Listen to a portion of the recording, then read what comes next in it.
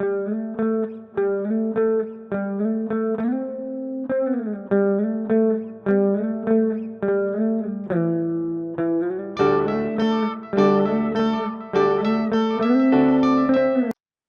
everyone. Welcome back to Freaking Productions. I'm, of course, Lacan the Hitman, and we have accompanying us today the wonderful band Warmer. Would you like to go ahead and introduce yourself? Yeah, I'm the whole band. Hello, how's it going? I mean, Yeah. um, I'll be honest. When I first found out about you was actually through a game, The Cat Lady, and you were actually before we started recording. You were telling me a little bit of a story of how you got involved with that. If you like, you more than welcome to share Yeah. that. Well, I met Remy through a forum for Adventure Game Studio, like Hmm. on the internet. I don't know. It was probably like 4 or 5 years ago, and um, I liked his stuff. He liked my stuff. We both work in different art mediums or whatever, but we always kept in contact, and I'd send him stuff I was working on, vice versa. And then we just started getting more serious about working together on that game, and I just kept kind of giving him rather, new material I was working on, and eventually he approached me to do the voice acting for Joe Davis in the game, which was a really fun thing to do. Um, but yeah, it was one of those things where I ended up helping him out with it, and he does things in a very similar way to how I do it. He does it by himself. He Hmm. reaches out for help from others, but the guy is really a one-man band in that regard. And so his project took a long time, like my stuff takes a long time. And I Hmm. completely kind of put it out of my mind that the game was coming out. And then he emailed me one day and he's like, dude, you got to check this out. It's kind of blown up on the internet right now. And it was interesting to see that, like seeing people play that game on YouTube. I didn't realize that was a big deal.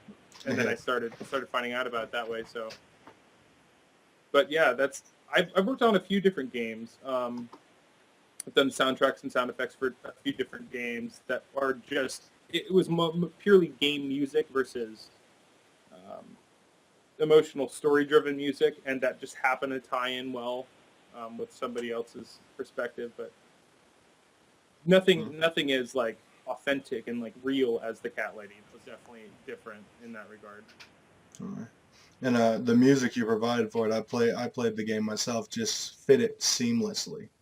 It wasn't like some of these games out there that have the music that's just sounds like they just added it in last minute. It sounded like almost your music, the levels were based around your songs you had. Oh, I give all that credit to Remy for knowing how to use it. I mean, I didn't write it with any real intent in any audience in mind, which is the kind of the funny thing. Like, you know, not to sound narcissistic or anything, but like when I write music, it's purely to get rid of my own internal demons that I contend with. And so when other people get that, it's a weird sense of like kinship that I don't know how to describe, because I'm writing about the things that I feel nobody can understand, and then other people tell you they understand it, and it's it's hard to describe the feeling, but it makes you feel really connected with people that get something emotionally from it. I understand what you're saying. Well, that actually answers one of the questions, what your inspiration for your work would be, for your music. Yeah, well, it's the thoughts that keep you up at night. I mean, that's what I Yeah. write about. Every album that I do, I try to have a theme that sort of perpetuates throughout it to give it sort of like a skeleton, and so it makes sense together. Yeah. um, I'm always trying to get better at it. I don't think I get to where I want to be every time, but every time I do another album, I get a little bit closer to what I'm looking for. So Yeah. I guess that's progress. Like you're always your own worst critic, but um, I'm certainly I feel equipped to do this next album much better than I have been before, because there's been quite a bit of time. Like a lot of people that have discovered my music recently don't realize most of those songs are written 2.5 years ago, and so it's like I've had a long time between then and now, and I'm just starting to work on my own album right now. I do a lot of recording for other people and stuff like that. So sometimes my own stuff's on the back burner. But a little secret about me is when I'm recording other people's stuff, I totally use that experience to experiment on them, so I know how to do it on my own, Hmm. on myself, which is kind of weird. I guess I don't know. It feels like kind of mad scientist-ish, but that's totally how I use that experience is to gain knowledge in recording other people. Of course, when you're like recording yourself, it's a whole nother ball of wax because nobody else is tweaking the knobs, and you don't have feedback of what sounds good, what doesn't sound good. So sometimes it can be kind of difficult to make that assessment yourself. But it's interesting, it's satisfying because nobody's guiding me. It's all like you feel very free, I guess. I mean, Hmm. the way I look at it is if you're going to paint a picture, like you do it by yourself. Usually, you don't do it with 5 friends. Right. And so that's kind of what a band is. I mean, you're painting a picture with 5 friends, and so if you don't have that really good chemistry, it's really difficult to come to an agreement um, on the same idea. Right. And that's part of why I like to work with by myself is because there's no compromises. It's really just up to what I feel is cool at the moment. Mhm. That would actually lead me to a good question. Since you do a lot of you do all the recording yourself, and as you said, you don't really always get to hear how it sounds till afterwards. Has there been times where you've had to take like multiple takes for it before you're satisfied? Oh yeah. On average, how many would you No. say it normally takes? Well, I'm trying to think of a song that I could like quote some numbers. A song on the tragic evolution of desire. On Inside, there's probably like 8 different layers of vocals over top of each other. I mean, if you Right. really listen to that, you can hear that there's like tons of different vocal elements happening, and I did way more takes than I actually used. And a lot of times, what I do is I will do the same part like 10 different ways, and I'll pick the ways I like the most. Uh-huh. And however whatever that happens to be, often I usually end up layering that. I have this habit of starting really basic and really thin, and by the time I get to the end of a song, it's just got so much going on. It's just so big, and so sometimes like the density gets overwhelming and the sonic density of it all. But I do that a lot with vocals. I usually have a lot of layers, and part of that is, you can really cover up imperfections with a lot of layers. So it sounds really cool to have 3 vocal takes happening at the same time if you're not perfect, because it kind of gives you an interesting effect. I don't use it all the time, but I certainly almost never have one vocal take. I can say this: the take for the noises she makes in their bed is one take. That's the first take I ever did of singing that song, Right. and I tried to do other ones, but they weren't as honest as that one because that was right after I wrote the lyrics, and emotionally I couldn't be in that moment when I tried to redo the vocal take. It came out feeling like I was trying to sing it more than feel it, Right. and so that's where I made the compromise because like the vocal take isn't perfect, but it is honest, and so sometimes that's a compromise you need to make, and that's one thing that I really can't stand about um, the radio and things is it's not really honest most of the time. It's very manufactured and Scripted. perfected. Yeah, it is. It's not as emotional as music used to be.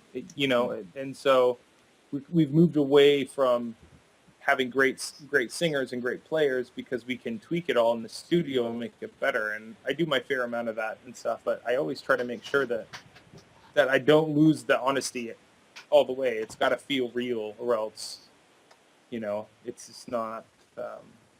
It's not emotional when it's too perfect. You know. Right.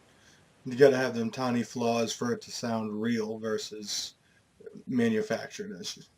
Yeah, absolutely.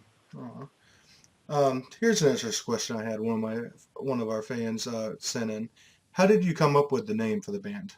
I told him I was doing an interview with a band. It Yeah. was Um,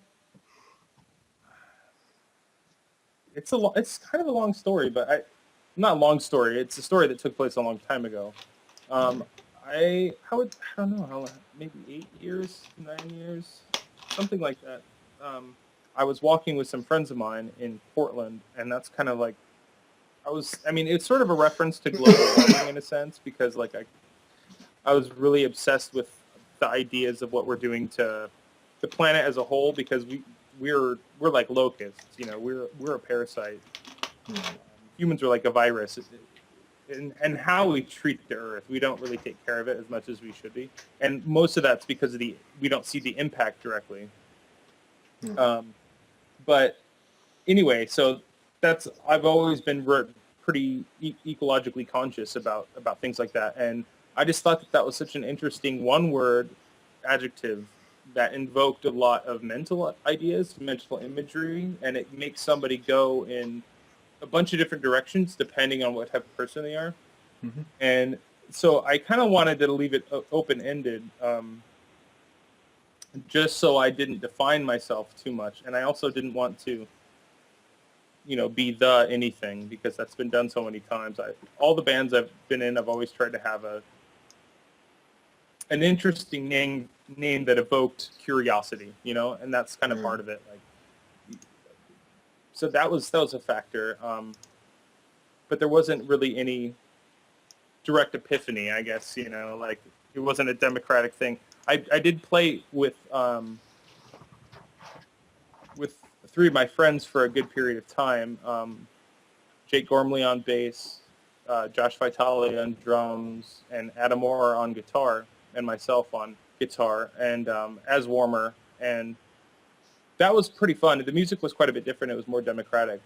But when that band went separate ways, I kept the name, and I just kept doing the music on my own because I was writing most of the music for the band, and we would kind of collaborate and whatnot. But so the name has some history beyond just myself. All right. All right. Though that would you say that was how you got started in music was with your friends with that band? I've always been I've music. If you want to think of, I mean, to go back to where it all began. Um, if you want to go back to where it was, growing up, my dad was in bands, and so as a little kid, I was always around bands, around music. They're practicing in the house, and I can remember tons of times falling asleep to my dad's band practicing downstairs or whatever, and he's a jazz player, so there was always a piano in the house and a drum set and at least a few other instruments. But I mostly started playing the piano pretty young, and I wrote my first song when I was 5. It was just a silly little song, but that's when I started really getting into it because my dad was doing it, and it just seemed like the coolest thing. It was another language completely, and when you're at that age, I think music is something that you don't have to have explained to you. You just get it for whatever reason because everybody gets music. It's not like it's a language, but there's no there's It's you don't have to learn it. It's just something that you get, and obviously you get better over time playing it. But everybody can understand music, so that's an interesting thing. And I just love being around it and seeing it being made when I was little, and I think that just grew on me for sure. oh, wow. So you basically say that music basically can break the language barrier is the Oh one thing yeah, that's universal. absolutely. Oh, Yeah, they've done these great studies where they've taken records to native tribe. I mean, they did this back in the 70s, and I'm sure they've repeated the study, but they took music to these native tribes in like New Guinea and the Amazon and Africa and these far-reaching tribes that have mhm. very little pop culture doesn't exist. Like they've never heard music outside recorded music, right? Right. And they played different classical pieces of music that would invoke certain things like um, something fearful and or something joyful, and they wouldn't feed them any information, but they would have them listen to the music and then point to whatever picture of the person that best represented the music, and they nailed it, And so, in that Oh, sense, wow. it's like they understood what the fearful music meant, and they correlated that to the look of a guy who looked scared, and they understood what angry music meant, and correlate it to the guy that looked angry and sad and happy and all that. So in that sense, it's like, yeah, it is a universal language. You absolutely don't need words to communicate emotion. You Right. know, when I find myself the most emotional when watching movies, it's because the music behind it is perfect for what's going on, Mhm. and it's always, that's always the case. Like Steven Spielberg, he's a great director, but he also said like 50% of a movie is the music. If you Yeah, don't have good music, it's just not the same. true. You know, Alright. Uh, Here's a good question. What would you say your favorite song that you've done was? oh, gee. Um, I think that there's, I always think I did my best song, and then I'll write something a year later and go, God, that's my best song, and then it always changes. And so like I've had many best songs. I think that this next album that I'm working on is my most, as far as a songwriter, it's the least schizophrenic and it's the most cohesive idea wise, in the sense that it's very I think I'm communicating what I'm trying to communicate in the best I've ever done, in a sense. And I think part of that has to do with the fact that I've waited so long to record something, and I've spent so much time thinking about my lyrics and the music to go behind it, and really tried to put off recording until I knew I had it the way I wanted it. And I'm spending the most time I've ever done doing that. And I think that's really, really helpful. So, I mean, the stuff I'm writing now, I feel is the best stuff I've ever written, I guess. It's hard to say one song. Mhm. Alright. And I've asked that one already. I wrote the same question down about 3 times. As you all can see, it's completely unscripted, people. Well, you've talked about how you're coming out with a new album. Have you chosen a name for it yet? That you'd like to Yeah, be willing to share? yeah. It's called The Decisions, and every album I do, I try to have a theme behind it. The tragic evolution of desire is, I mean, in all honesty, it's about the most emotional, passionate, crazy 6 years of my life. It's all about a relationship. It's very true. I mean, that's a true album. I mean, I've Mhm. taken liberties with the expression, but it's based on a true story. Okay. Um, so, in that sense, that one that's what that's about, and it's about the tragic evolution of desire being. It's it's what happens, and I don't know if you can follow it, but the album starts essentially about falling in love, and the first song is about losing that person, which is sort of like the foreshadowing of the whole situation, but it's Mhm. about falling in love, and then all the stuff that happens in between falling in love and breaking up and hating the person, and that's what it's supposed to be about. And you know, I don't know how to write about happy things. I do, but it's like I don't feel. I just don't feel it when I write about happy stuff. When I'm writing the saddest stuff I've ever written, it's when I just feel so good about it, because I feel like I'm in touch with internal pain that I just need to be in touch with in order to get it out of my system. And so that's my vehicle, I guess, is music. I know I've kind of gotten off track on the question. Oh, it's all right. I But mean, I'm yeah, pretty much the same way when it comes to when I used to write poems and all when I would get upset about something. And yeah, the most genuine ones I saw that I showed people were the ones when that were they weren't happy at all. yeah. Uh, I mean, it seems like that's more of a universal language. Is well, not just happy. It's stuff like sorrow, showing pain, and all. It seems like something universal that everyone, when they see it, they can hear it. Wouldn't you agree? I definitely agree with that. People love to dance, and people like music that makes them want to, be energetic, which is fine and everything, and it's great for what it is. But like, I don't ever go, "What's the story behind that song?" When I Yeah. hear a happy get up and dance song, there's really no story. It just is what it is. For the most part, that's really what they are. And so it tends to be that's I choose to write about things that are stories to me, and that happens to typically be on the the darker side of life, I guess. Right. But to get back to the original question, as I got sidetracked, the decisions is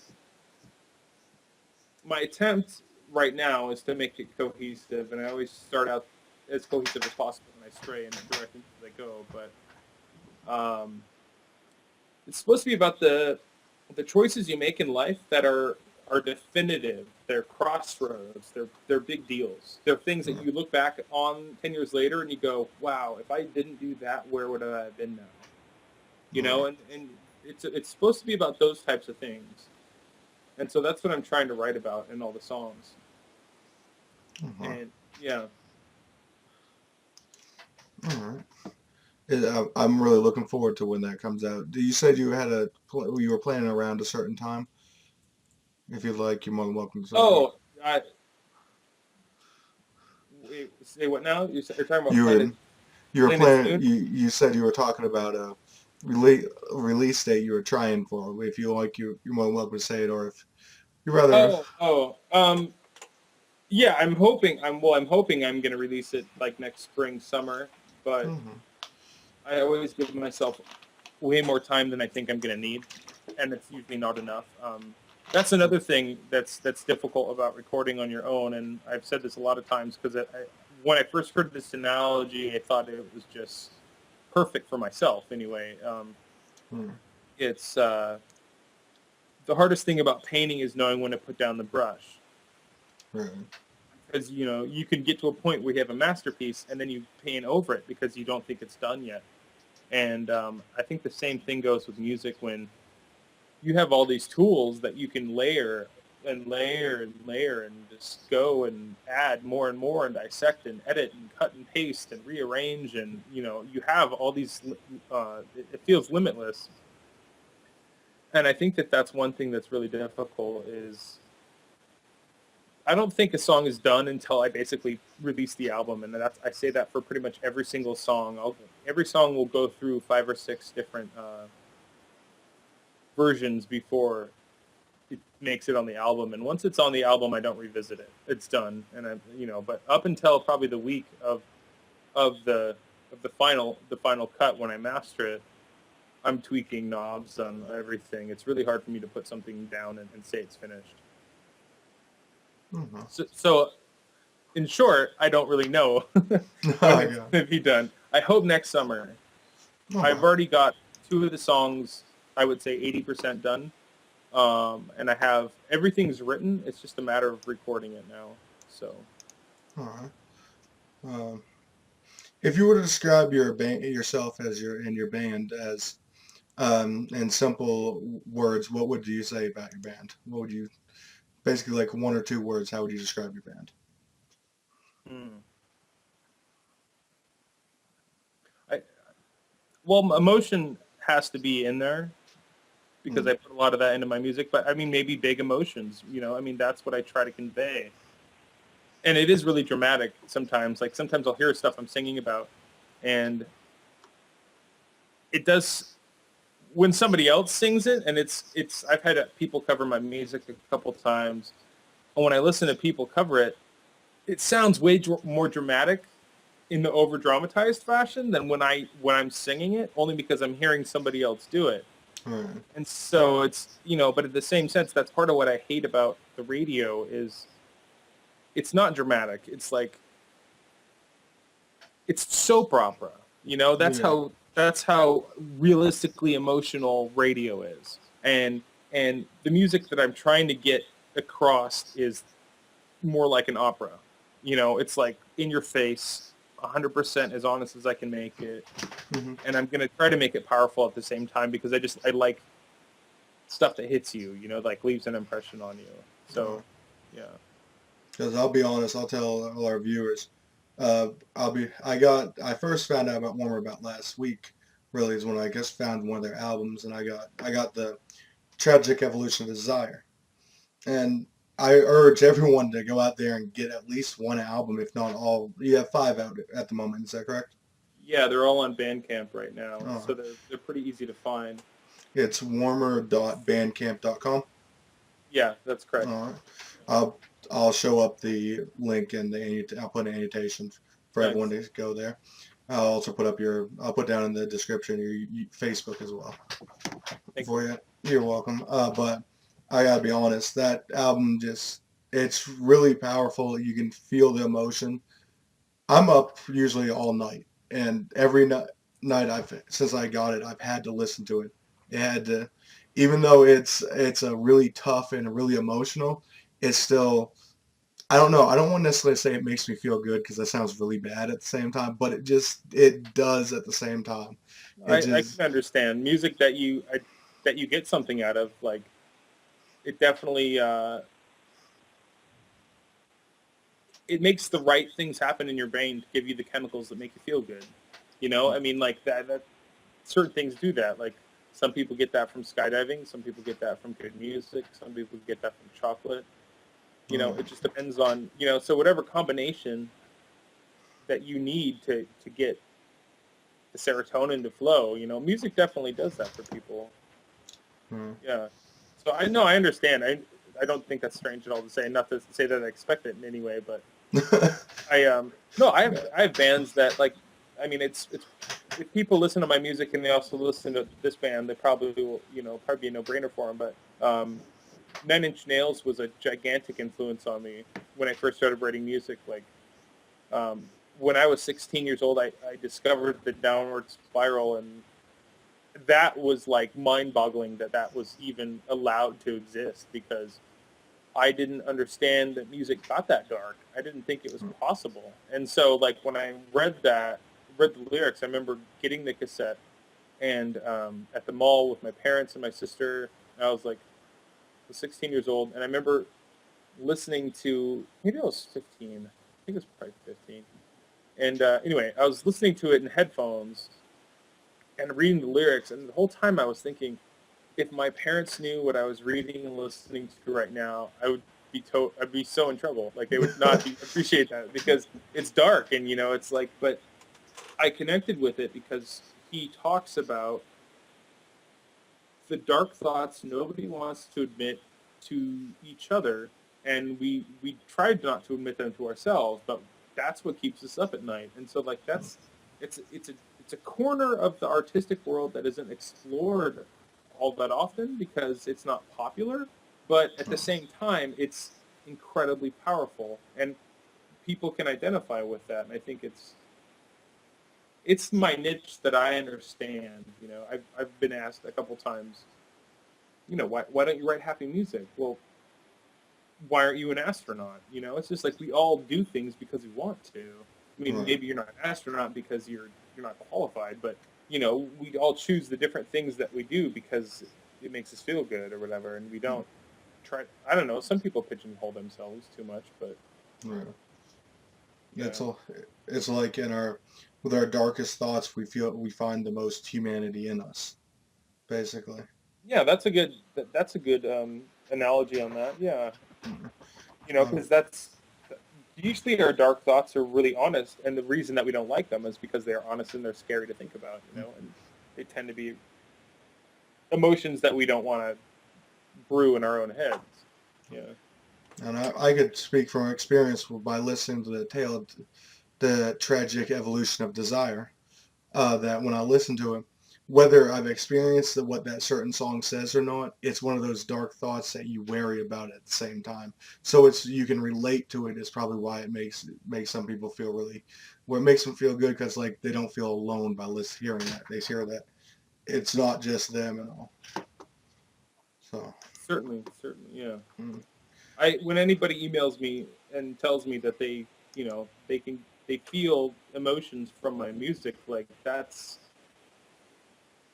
just the best compliment in the world. I mean, that makes me feel less alone. Like people that tell me that, and I feel, they feel connected to my music, but at the same time, like they don't realize how awesome it feels for me to know that I'm reaching people with ideas that I feel nobody else can understand.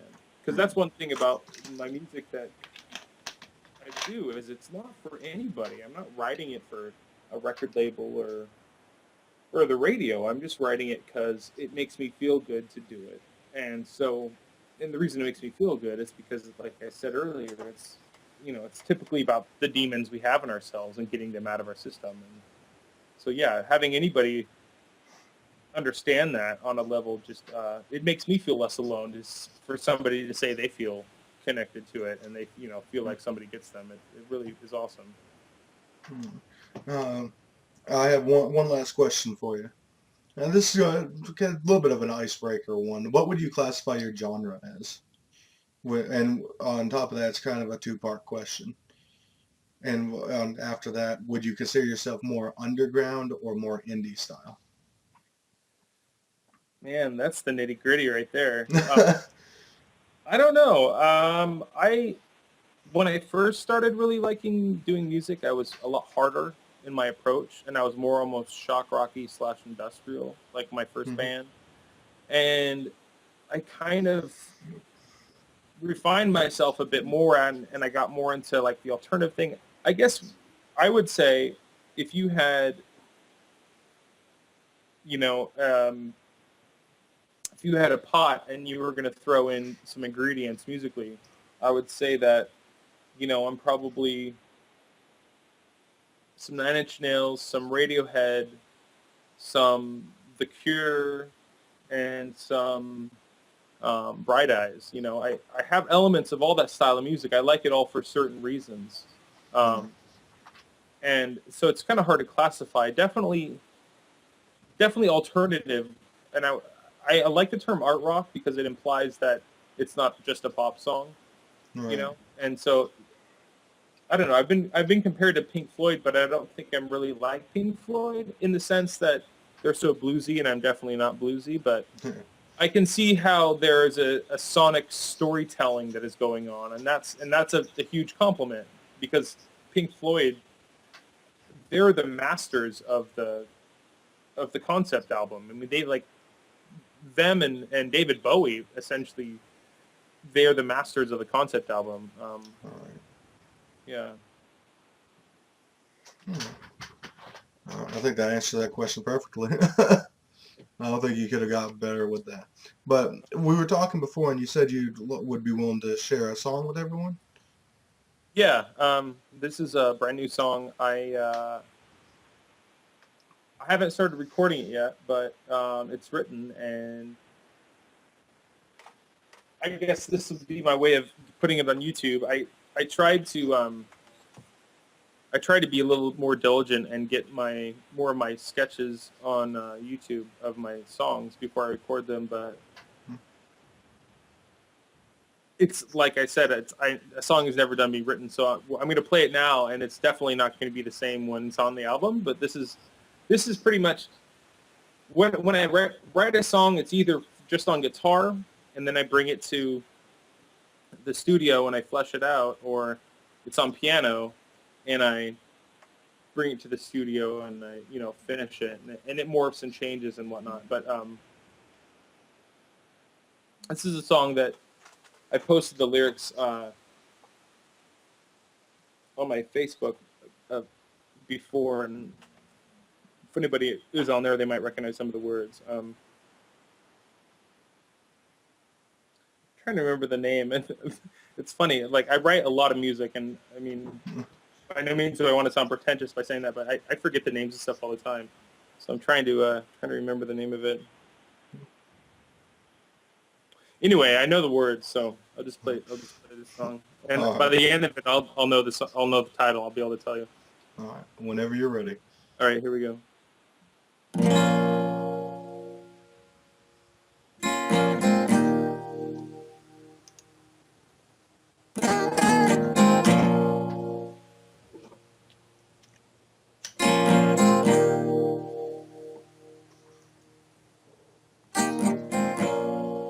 I never thought I'd meet you, because I gave up on dreams coming true. And after all, it's so easy to see. I knew all along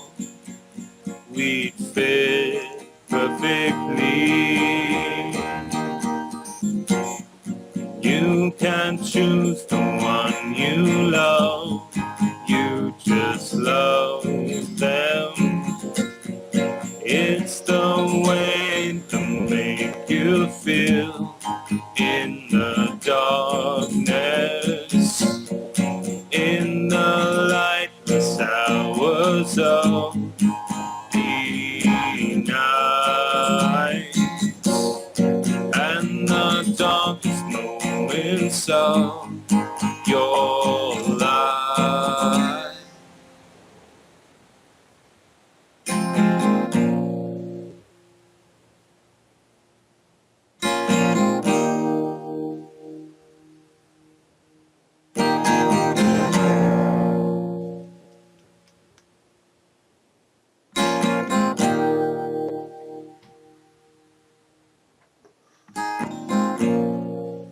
I always know time makes true all of these wants deep inside of you. And after all, it's so easy to see. Knew all along we fit perfectly. You can choose the one you love. You just love them. It's the way to make you feel in the darkness, in the lightless hours of the night, and the darkest moments of your life.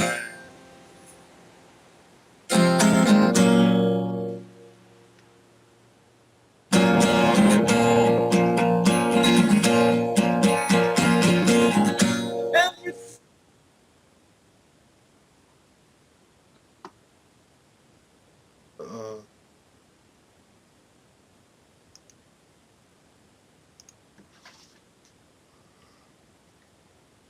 I think we lost you.